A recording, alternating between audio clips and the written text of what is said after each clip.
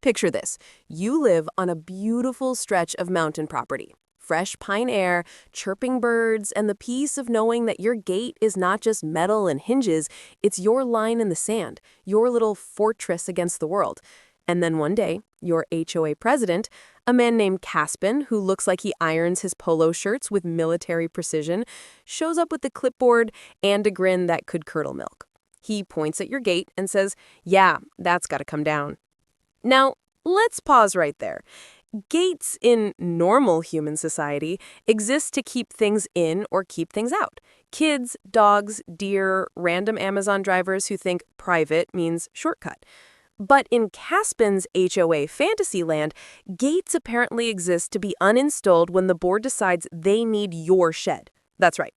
Not the clubhouse's shed, not the landscaping committee's supply box, your shed on your private mountain property.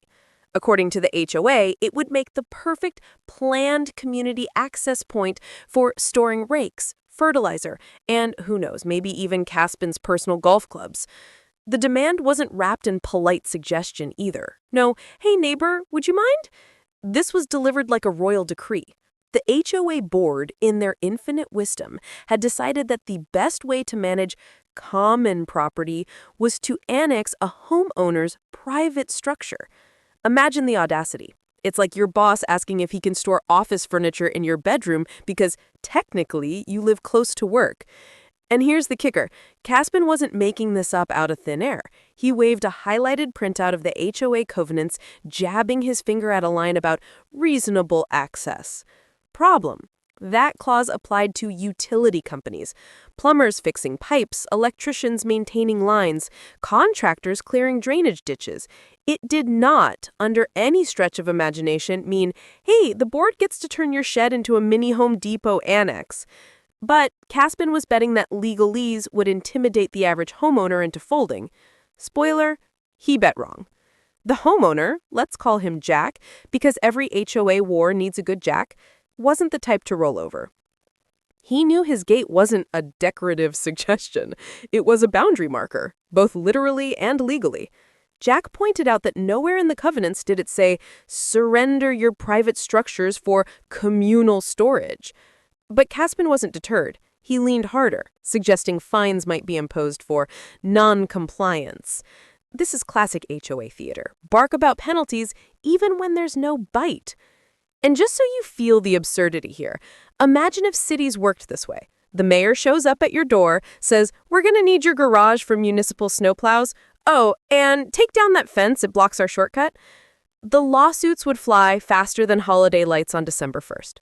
Yet in the bizarro world of this HOA, that was presented as perfectly reasonable governance. But here's where things got really spicy. Caspin didn't just want the gate removed for convenient access. He framed it as a matter of duty to the community. According to him, Jack wasn't being a team player. He was unreasonably withholding his property from shared use. That's not an HOA board. That's a miniature dictatorship where your lawn is the province and your shed is the treasury. Neighbors who caught wind of this were split. Some shrugged, thinking it was just a gate. Others muttered that the board had gone too far. And Jack? He was equal parts furious and amused. Furious at the audacity, amused at the sheer clownery of the request. He did what any sane homeowner would do. Told Caspin to pound sand. Politely, of course. So fact one is clear. The HOA's opening move wasn't negotiation, wasn't compromise, wasn't even a remotely defensible interpretation of the rules.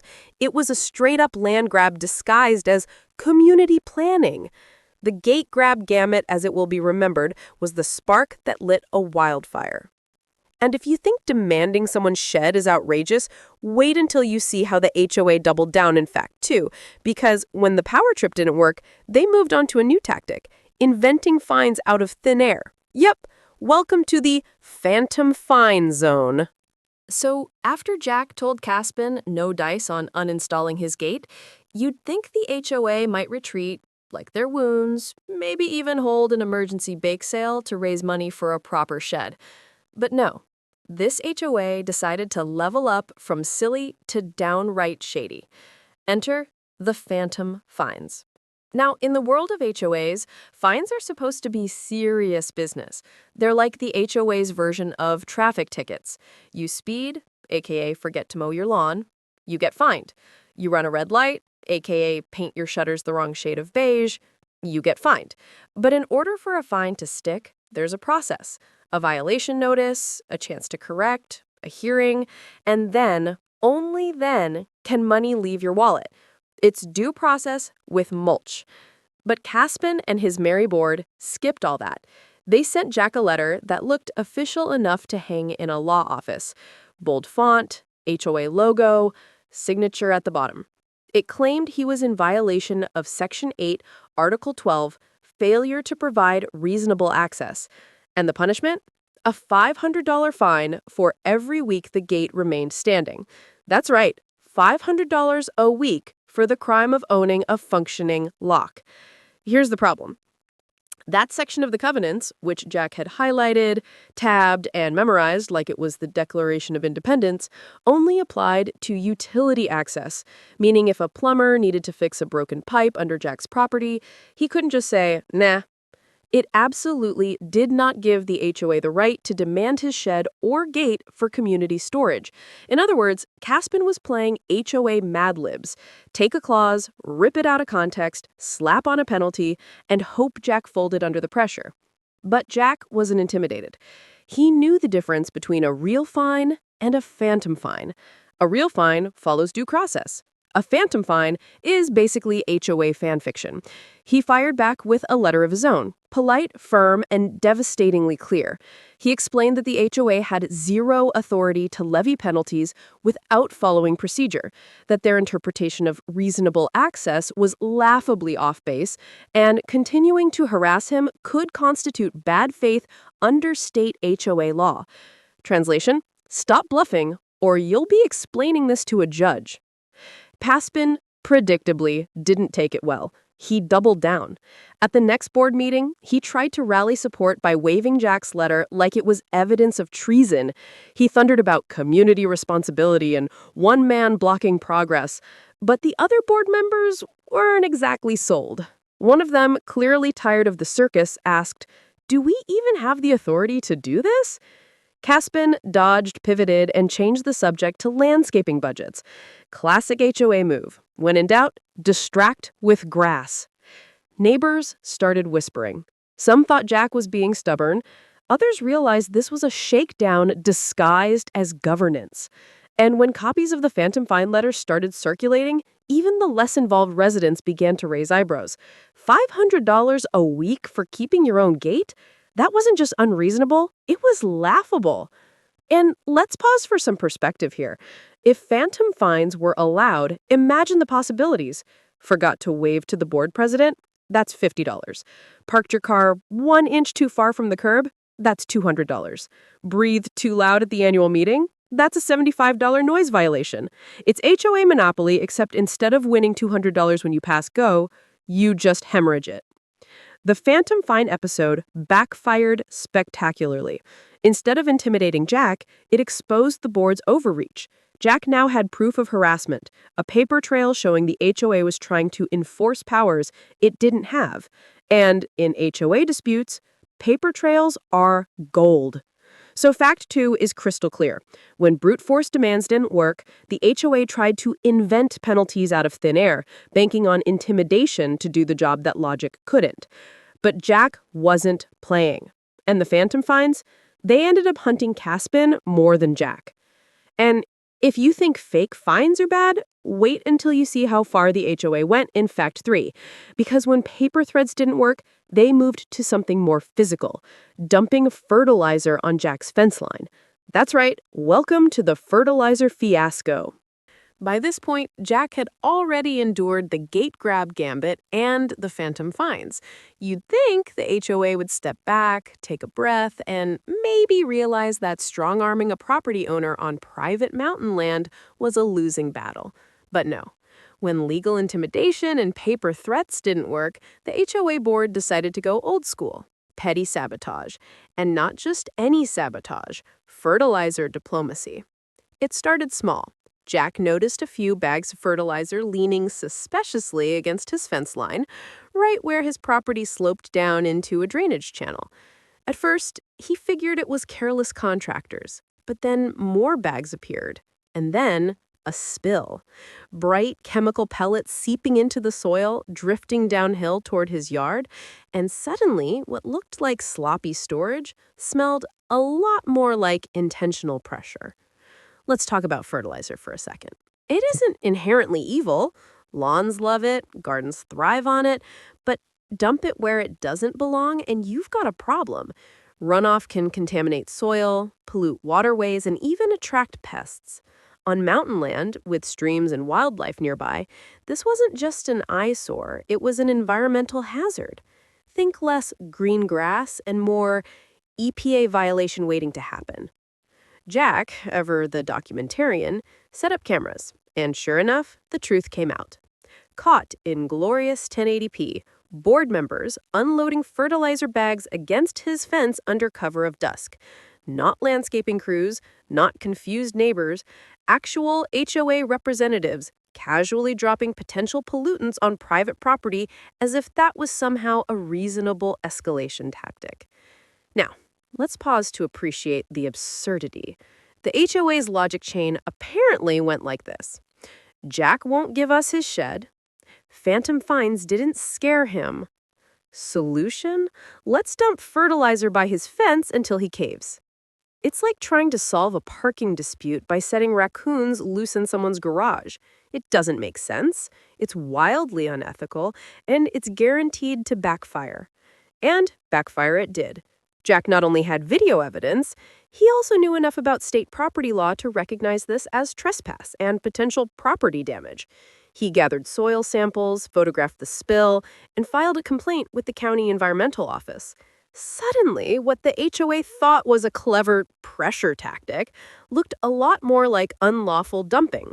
If the county decided to pursue it, fines could run into the thousands, this time against the HOA, not Jack.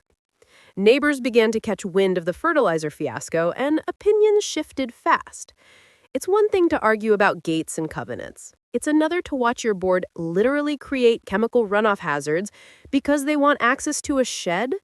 Even residents who'd stayed neutral started murmuring, this is too far. Because if they could target Jack today, who would it be tomorrow? And let's not forget the optics.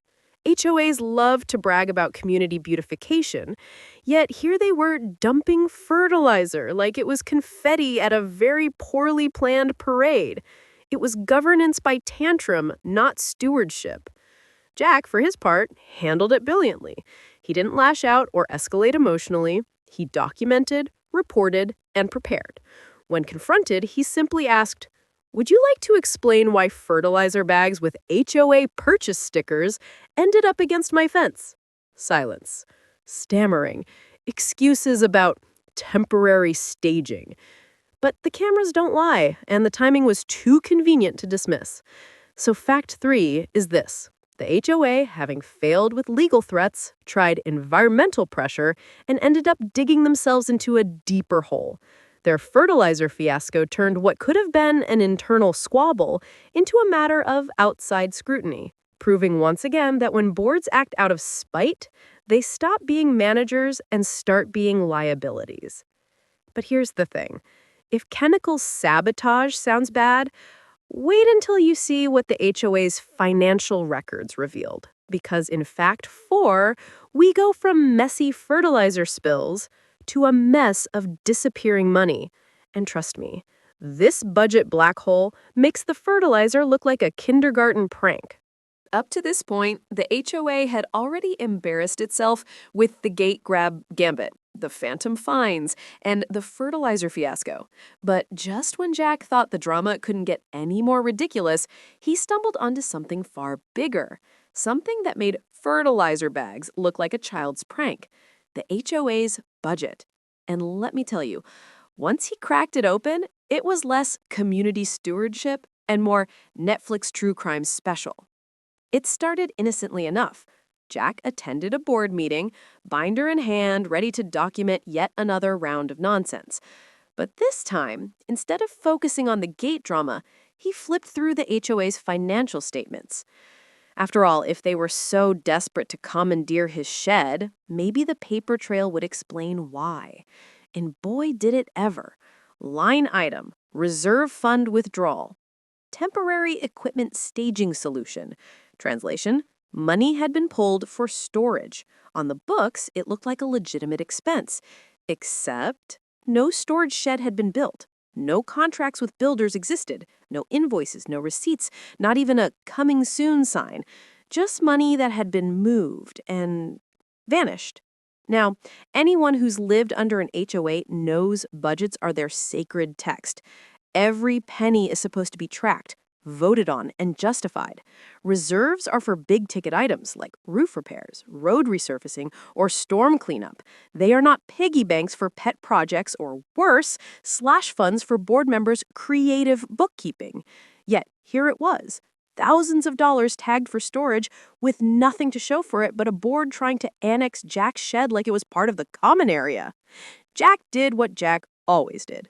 Documented. He photographed the budget, highlighted the line item, and requested copies of meeting minutes approving the withdrawal. And guess what? The minutes were vague, generic, and suspiciously light on detail. No mention of bids, no mention of timelines, no accountability, just rubber-stamped approved. It smelled less like oversight and more like cover-up. When Jack pressed for details, Caspin tried to brush it off. He claimed the funds were earmarked for future use and that delays in construction explained the absence of a shed. But when Jack asked for contracts or evidence of outreach to builders, Caspin deflected. Then came the slip. Well, we thought using Jack's property might be a more cost-effective option. Bingo! The missing storage wasn't just oversight. It was laziness, wrapped in entitlement, and seasoned with a dash of fiscal incompetence. Neighbors began whispering again, but this time with sharper edges. Questions circulated. Where did the money really go? Was it pocketed, misallocated, or simply sitting in limbo while the board pretended to plan? And if they couldn't manage a simple storage project, what else in the budget had been reclassified into thin air? Here's the kicker. Jack wasn't the only one noticing. A retired accountant in the community took one look at the numbers and nearly choked on her coffee. She called it a black hole in plain sight. Money going out, nothing tangible coming back. And in HOA land, nothing erodes trust faster than disappearing dollars. The irony was painful. The board had accused Jack of not being a team player, all while quietly failing to build the very thing they claimed the community desperately needed. Instead of proper planning, they tried to raid his shed as a shortcut. Instead of transparency, they hid behind vague budget lines. Instead of accountability, they pushed intimidation. So, fact 4 is crystal clear. The fight over Jack's gate wasn't just about access. It was a smokescreen for bigger problems. The HOA's books revealed a budget black hole, proof that behind every petty power play is often a trail of money that doesn't add up. And once neighbors started connecting those dots, the shed war transformed from a property dispute into a full-blown financial scandal. But if missing money sounds shady, buckle up, because in fact 5, the HOA's tactics shifted from financial mystery to physical mischief. Picture neon vests, bolt cutters, and late-night attempts to jimmy a lock. That's right, the fight for the shed turned into a break-in saga. At this stage, the HOA had already tried demands, fake fines, and even fertilizer shenanigans. But when intimidation, paper threats, and sketchy budgets didn't get them the keys to Jack's shed, the board decided to try something even bolder. Breaking in. Yes, you heard that right. When logic and legality failed, they reached for bolt cutters. It all started one Tuesday evening when Jack got a ping on his phone from his motion-activated security cameras. He figured it was a raccoon, maybe a stray deer sniffing around. Instead, what popped up on the screen was a board member, Kirk, wearing a neon vest that made him look less like a covert operative and more like a road construction cone with a grudge. And what was Kirk holding? A pair of bolt cutters gleaming under the motion light. Kirk approached the gate like he was starring in his own low-budget spy movie. He tugged at the lock, tested the chain, and then, snap, tried to clip it. Only problem, Jack didn't buy the $5 lock from a hardware clearance bin. He had invested in industrial strength security, the kind of lock that laughs in the face of casual sabotage.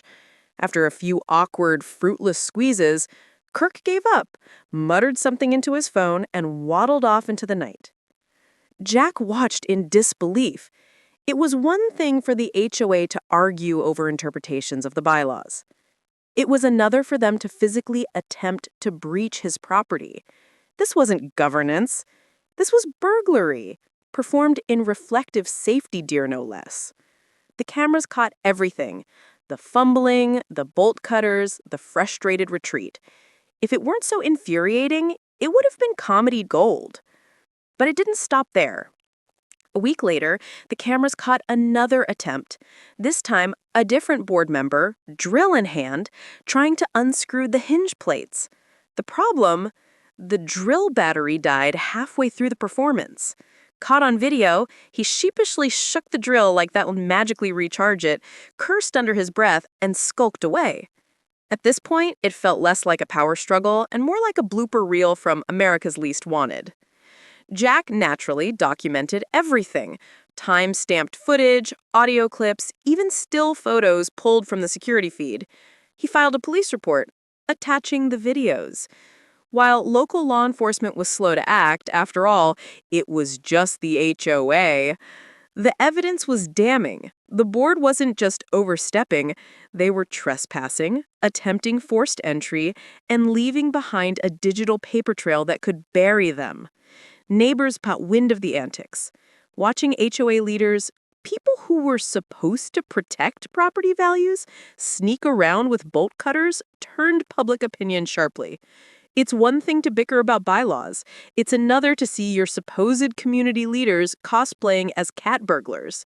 Even residents who had defended the board before now began asking, what the hell are they doing? The irony was rich.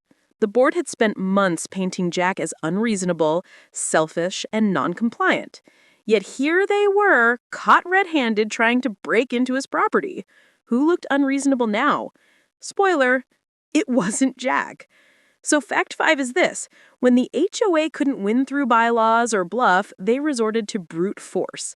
But instead of intimidation, they created their own undoing: video evidence of board members attempting break-ins. What they thought was pressure ended up being proof. And if you think bolt cutters and dead drill batteries were the HOA's low point, think again, because in fact 6, Jack fought back not with tools or theatrics, but with something far more powerful: a bright red binder stuffed with evidence.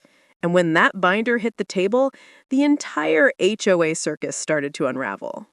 If there's one thing HOAs fear more than an angry homeowner, it's an organized angry homeowner. And Jack was the human embodiment of a filing cabinet with a grudge. Enter the binder. This wasn't just any binder. This was a 3-inch thick fire engine red beast with reinforced rings and color-coded tabs. Inside, everything. Copies of bylaws, printouts of emails, photos of fertilizer spills, budget statements with suspicious withdrawals, still frames from the bolt cutter escapade, even soil sample lab receipts. If Batman had a utility belt for HOA Wars, this was it: a weaponized binder of truth. The moment came at the next board meeting. Picture the scene: fluorescent lights buzzing overhead, folding chairs squeaking under skeptical neighbors, and Caspin at the head table, puffed up like a rooster. He launched into his usual spiel about community obligations and Jack's refusal to cooperate. But before he could finish, Jack calmly slid the binder onto the table. The thunk it made when it landed turned heads. People love drama, but nothing chills a room like hard evidence. Jack started flipping through tabs like a courtroom lawyer on closing arguments. Tab 1, the phantom fine letter with the misquoted covenant highlighted in neon yellow. Tab 2, photos of fertilizer bags, complete with timestamps and HOA purchase receipts. Tab 3, financial records showing the mysterious temporary equipment staging solution withdrawal. Tab 4, the pièce de résistance. Screenshots of Kirk fumbling with bolt cutters under the glow of Jack's motion lights. Caspin tried to interject, but Jack was on a roll. He wasn't shouting, wasn't flailing, just calmly presenting fact after fact, each piece more damning than the last. Neighbors leaned in, board members shifted uncomfortably. Kirk, caught on camera during his burglar cosplay, turned the color of a ripe tomato. It was, in short, devastating. The HOA board had thrived on ambiguity, intimidation, and the hope that nobody would challenge their narrative. But Jack shattered that with receipts, footage, and logic. He didn't just defend himself, he dismantled the board's credibility in front of the very people they relied on for authority. The genius of the binder wasn't just the evidence, it was the organization. Every accusation the board had made, Jack had a counter tab for. Every vague claim, he had documentation. It wasn't just a rebuttal, it was a surgical strike against their entire operation. And here's the kicker. Neighbors who had stayed neutral suddenly had clarity. They didn't need to pick sides anymore because the evidence wasn't subjective. It was right there, staring them in the face. The board hadn't been enforcing rules, they'd been bending them, breaking them, and, in Kirk's case, literally cutting them. Caspin sputtered about context and misinterpretation, but it was too late. Once trust cracks in an HOA, it doesn't glue back together. The binder had turned the community meeting from a scolding session into a trial, and the jury was the entire neighborhood. Jack closed his presentation with one simple line. I don't expect special treatment. I just expect the same respect for property rights that each of you would want for your own homes. It wasn't loud, it wasn't flashy, but it landed like a gavel. Applause broke out. Not wild cheering, but steady, firm clapping from neighbors who were done being silent. So fact 6 is this. Jack didn't win with rage, revenge, or theatrics. He won with documentation. The binder was proof that even the most overreaching board can be undone when one person decides to fight back with preparation instead of panic. And if you think a binder just embarrassed the board, wait until you see what it inspired in fact 7. Because the evidence didn't just disarm the HOA, it sparked a full-blown revolt leading to something no board president ever wants to hear. Recall election. The binder didn't just expose the HOA board, it ignited a movement. Neighbors who had once mumbled about not getting involved or suddenly wide awake, clutching copies of Jack's evidence packet like it was the neighborhood's version of the Pentagon Papers. And the whispers grew louder, bolder, until one word started circulating through backyard fences and mailbox chatter. Recall. HOA boards live in perpetual fear of that word, because while they wield power over dues, landscaping rules, and yes, even the shade of your shutters, all of it hinges on one fragile thing, the consent of the community. Take that away, and the president's gavel becomes just a stick. The momentum built quickly. A retired school teacher drafted the petition paperwork with the precision of someone who had graded 1,000 essays. A group of younger residents organized on social media, spreading the binder evidence like wildfire. Even the neighborhood's infamous neutral fence sitters signed on, shaking their heads at the fertilizer fiasco and the bolt cutter bloopers. Caspin tried damage control. He went door to door, giving speeches about miscommunication and temporary misunderstandings. He claimed the budget discrepancies were just accounting errors. He spun the fertilizer as landscaping prep, and the break-ins? Oh, those were just maintenance inspections. But you can only gaslight people for so long when the receipts are literally in their hands. The recall meeting itself was a spectacle. Folding chairs lined the community center, neighbors packed shoulder to shoulder, the air thick with anticipation. Jack sat in the back, calm, binder at his side like a loyal guard dog. Caspin took the microphone, launching into his best politician impression, pleading for unity and moving forward together. But then came the moment of truth, the vote.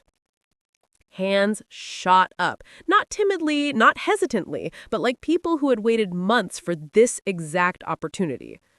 All in favor of removing President Caspin and Vice President Dahlia. Nearly the whole room. The motion carried so decisively that the HOA's own secretary looked stunned as she tallied the results. Caspin and Dahlia were officially out. The room didn't erupt into chaos. Instead, it exhaled, a collective sigh of relief like someone had finally fixed the community's Wi-Fi after weeks of outages. Neighbors clapped politely, exchanged nods, and some even thanked Jack for keeping receipts. It wasn't a victory parade, but it was justice. And justice in HOA land is sweeter than free pool passes in July. Caspin, red-faced and fuming, muttered something about ungrateful residents and stormed out. Dahlia followed, clutching her binder like it contained state secrets, even though everyone knew it was mostly HOA meeting minutes and doodles. Kirk, the bolt-cutter bandit, avoided eye contact and slipped out a side door. Their reign was over, not with a bang, but with a very public whimper. The interim board, cobbled together from volunteers who actually cared about governance, immediately promised reforms. Transparency, proper budgeting, no more attempts to annex private sheds. They thanked Jack publicly for his persistence, and neighbors cheered him on, finally recognizing that his stubbornness had saved them all from a board run amok. The irony was almost poetic. Caspin had started this war accusing Jack of being selfish, of standing in the way of community needs. Yet in the end, it was Jack's fight that preserved the community's integrity. The recall wasn't just a punishment for the board's antics, it was a reset button, a chance for the HOA to return to its actual purpose, maintaining common areas, not staging power grabs. So fact 7 is this. When the board pushed too far, the community pushed back. And thanks to Jack's persistence, the recall reckoning wasn't just about removing bad leaders. It was about reclaiming the HOA itself. But as satisfying as a recall is, it wasn't the end. Because in fact 8, the interim board didn't just remove the old regime, they rewrote the rules to make sure this kind of nonsense could never happen again. The recall was a turning point, but it was only half the battle. After Caspin, Dahlia, and the bolt cutter brigade were ousted, the HOA was left with a gaping power vacuum. And as any community knows, bad governance leaves scars. Trust was gone, neighbors were skeptical, and the association's reputation was in the gutter. That's when the interim board stepped in, armed not with clipboards of demands, but with something the neighborhood hadn't seen in months. Common sense. The first order of business was undoing the mess left behind. The temporary equipment staging solution, the line item where money disappeared like socks in a dryer, was addressed head on. The interim treasurer pulled up the financials, highlighted the discrepancies in neon, and admitted this was a misuse of funds. Imagine hearing honesty at an HOA meeting. Some residents nearly fell out of their folding chairs. Instead of excuses, the board committed to a full audit, promising that every dollar would be accounted for. It was transparency on steroids. Next came the fertilizer fiasco. The new board issued a public apology to Jack and to the community at large. They contacted the county environmental office to confirm that no lasting damage had been caused by the rogue fertilizer diplomacy. They also passed a resolution making it explicitly illegal for board members to use private property for storage or staging. No wiggle room, no legal gray areas, just a clean, hard line protecting homeowners. But perhaps the biggest change was cultural. The interim board realized the community had been governed by fear and intimidation, not cooperation. So they flipped the script. Meetings were opened with Q&A sessions. Budget drafts were shared ahead of time for review. Residents were encouraged to volunteer for committees and actually participate instead of being dictated to. For once, it felt like the HOA existed to serve the residents, not to boss them around. And here's the poetic twist. They asked Jack, the guy they'd once tried to fine, sabotage, and burglarize, to help draft policy. The man with the binder became the community's policy whisperer. He worked with the board to strengthen language around property rights, clarify access clauses, and prevent future boards from pulling Caspin-style power grabs. It was vindication in its purest form. Neighbors noticed the difference almost immediately. Gone were the hostile letters and phantom fines. In their place, newsletters with real updates, clear financials, and even community barbecues to rebuild trust. For the first time in a long time, the HOA felt less like a hostile regime and more like, well, a homeowners association should feel. Boring, predictable, and functional. Now, don't get me wrong, not everyone was thrilled. A handful of Caspin loyalists grumbled about soft leadership and too much transparency. But the overwhelming sentiment was relief. People could finally mow their lawns without worrying about fertilizer ambushes, budget black holes, or board members in reflective vests testing their locks. The reforms also had ripple effects. Property values stabilized, the community's reputation, once tainted by gossip of break-ins and recalls, improved. Realtors stopped whispering, "Avoid that neighborhood, it's a circus," and started highlighting it as a community that had learned from its mistakes. Ironically, the very scandal that nearly tore the place apart became its selling point, proof that residents had the backbone to fix what was broken. So fact 8 is this. The recall didn't just punish bad leadership, it ushered in reform. The HOA evolved from a petty dictatorship into a functioning democracy. And Jack? He didn't just defend his gate, he helped secure protections that would outlast him, ensuring that future homeowners wouldn't face the same nonsense. But just when it seemed like the story had neatly wrapped up, Fact 9 delivered the sweetest dose of irony yet. Because Caspin, the very man who started the war over Jack's gate, ended up leaving the neighborhood altogether.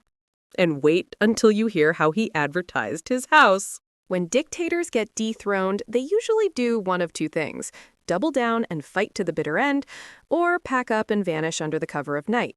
Caspin, stripped of his HOA crown and facing the wrath of neighbors armed with receipts, chose option 2. That's right, the same man who tried to annex Jack's shed, invent fines, and stage fertilizer warfare, quietly listed his house for sale. The king of the cul-de-sac was out. But, oh, the irony! The real estate listing for Caspin's property was a masterpiece of spin. Gone were any mentions of contentious board meetings, disappearing budgets, or midnight break-in attempts. Instead, the ad described the neighborhood as a serene, community-driven enclave, known for its culture of stewardship and mutual respect. Mutual respect? This was the same neighborhood where he dumped fertilizer bags like mafia warnings and sent goons with bolt cutters to Jack's gate. The description was less reality, more fantasy, like advertising Jurassic Park as a family-friendly petting zoo. Neighbors caught wind of the listing and couldn't help but laugh. Screenshots flew around group chats with sarcastic captions. Culture of stewardship. Is that what we're calling bolt cutters now?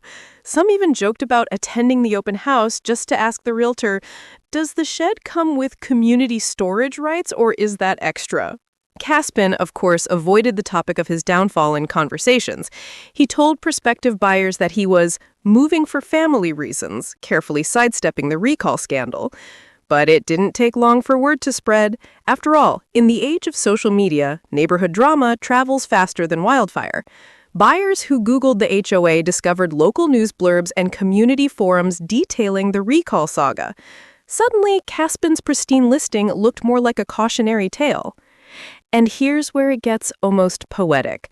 The man who had tormented Jack for months with threats and phantom fines now found himself tormented by the very reputation he had created.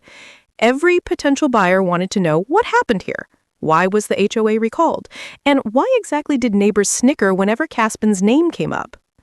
Meanwhile, Jack sat on his porch, coffee in hand, watching the "for sale" sign flutter in the wind like a victory flag. He didn't gloat, not openly anyway, but deep down, you know he savored the irony. Caspin, the power-drunk president who once demanded access to Jack's shed, was now the one being forced out, his legacy reduced to an overpriced MLS listing and whispered jokes at neighborhood barbecues. The exit wasn't just personal humiliation, it was symbolic. Caspin had spent his tenure framing Jack as a selfish obstructionist who stood in the way of community progress. Yet, in the end, it wasn't Jack who left, it was Caspin. The community had spoken, the recall had succeeded, and the man who once strutted around with a gavel was now packing boxes hoping to unload his house to someone blissfully unaware of the HOA war that had unfolded there. And let's not forget the kicker. In the listing photos, Caspin made sure to frame his property's gate and fence line as charming, rustic features. Yes, the same gate he had once demanded Jack remove on the grounds of community access was now a selling point for his own property. The hypocrisy was so rich you could spread it on toast. So, fact 9 is this. Caspin's exit wasn't just a move, it was poetic justice. The man who tried to weaponize HOA rules to bully his neighbor ended up fleeing the very system he abused, leaving behind a neighborhood that would thrive without him. But before you close the book on this saga, there's one final fact you need to hear, because fact 10 isn't about Caspin or even the HOA. It's about you, and the lesson every homeowner can take from this war over a gate. Every HOA war has a villain, a victim, and usually a whole lot of pettiness in between. But this one carried a bigger lesson, the kind that should be stapled to every set of covenants across America. Because fact 10 isn't just about gates or sheds or even fertilizer fiascos. It's about the power of pushback. Jack could have caved. He could have ripped out his gate, handed over his shed, and written $500 checks for phantom fines until the board got bored of harassing him. That's what most HOAs bank on: silence, compliance, and resignation. After all, fighting back is exhausting. Who wants to spend their weekends combing through bylaws or setting up security cameras when you could be, I don't know, living your life? But Jack understood something crucial. The second you let bullies redraw the line once, they'll never stop. First it's your gate, then your shed, then your driveway, then your entire definition of property rights. HOAs thrive on scope creep, that slow, insidious expansion of power until suddenly you're paying fines for wind chimes that clash with the aesthetic harmony of the block. Pushback isn't just resistance, it's preservation. And let's be clear, Jack didn't win by being louder. He didn't scream at meetings or egg Caspin's house, tempting though that must have been. He won by being smarter. Cameras, documentation, bylaw citations, soil samples, a binder so organized it made accountant sweep. It wasn't glamorous, but it was airtight. And airtight beats dramatic every single time. The beauty of this saga is how it flipped the script. The board thought they were the authority, wielding power over dues and fines like medieval lords. But when Jack pushed back, it became clear. Authority only works when people respect it. Once the community saw the truth, the board's power crumbled faster than a dollar store lawn chair. And what replaced it wasn't chaos, but reform, accountability, and, dare we say, actual community spirit. There's also a bigger picture here. HOAs are supposed to protect property values and maintain common spaces, not moonlight as petty dictatorships. When they do overreach, it's not just about one shed or one gate. It's about precedent. If Jack hadn't stood firm, future homeowners could have faced even worse abuses. His fight wasn't just for himself. It was for every neighbor, present and future, who deserved an HOA that acted like a steward, not a tyrant. And maybe the sweetest part, the story spread. Jack's binder didn't just topple Caspin. It inspired neighbors to get involved, to care about how their community was run. The recall wasn't just punishment, it was participation. People remembered that an HOA is, at its core, a collective of homeowners, not a monarchy. And when homeowners actually step up, they can steer the ship back on course. So fact 10 is this: pushback matters, because silence is compliance, and compliance breeds overreach. But one person, one binder, and one very determined homeowner can remind everyone where the real power lies.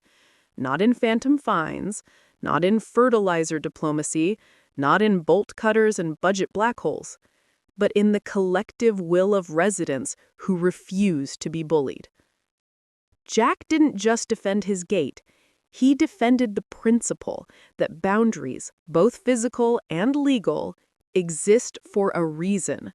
And thanks to his persistence, that principle now stands taller than any fence, stronger than any lock, and more permanent than Caspin's short-lived presidency. And that, dear viewers, is why this isn't just a story about one man and one HOA. It's a playbook for anyone who's ever felt steamrolled by people in power. So, what started as a fight over one man's gate turned into a full-blown HOA war, complete with phantom fines, fertilizer fiascos, midnight break-ins, and a binder that could probably stop a truck if you dropped it from the right angle. And in the end, Jack didn't just keep his gate. He kept his dignity, his shed, and, most importantly, his community's sanity. Caspin and his crew, out. Gone. Their legacy reduced to a cautionary tale whispered at HOA meetings everywhere. But here's the real kicker. This wasn't just Jack's story. It's a reminder for every homeowner that you're not powerless. HOAs love to pretend they hold all the cards, but their authority only works if you let it. When you push back, smartly, calmly, with evidence and persistence, you don't just defend your property. You protect the principle that rules exist to serve the community, not to enslave it. Now I want to hear from you. What's the wildest HOA stunt you've seen or lived through? Drop your story in the comments, because trust me, these tales are better than reality TV. And don't forget, like, subscribe, and share this episode of HOA Wars, because sometimes the best fence isn't just good for neighbors. It's the only thing keeping your HOA out.